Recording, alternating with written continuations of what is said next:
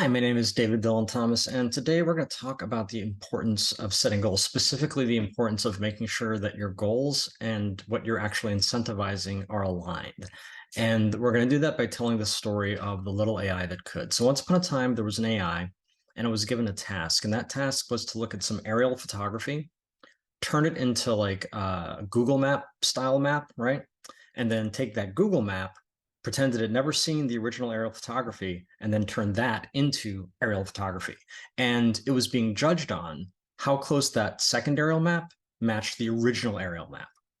Now, the AI ended up doing a really good job, maybe too good a job, because the like street lights that might be in the aerial photograph would go away when you created the Google map, because of course, right?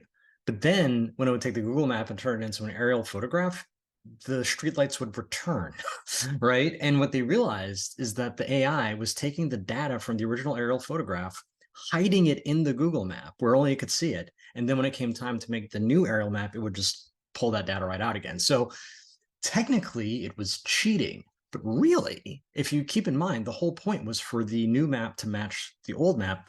It was doing its job. It was doing what it was told to do, right? That it was doing what it was incentivized to do, right?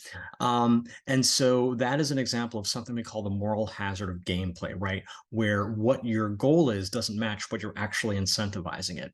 And an example we could probably all relate to is school, right? So you go to school to learn, but what we incentivize is getting good grades. And you can get good grades without necessarily learning, right? You could cheat, you could bribe the teacher, you could hack into the computer and change the grades, right? A more aligned approach to that might be schools where you have to teach what you've learned to somebody else before you can advance, right? You're aligning the goal and the incentive better.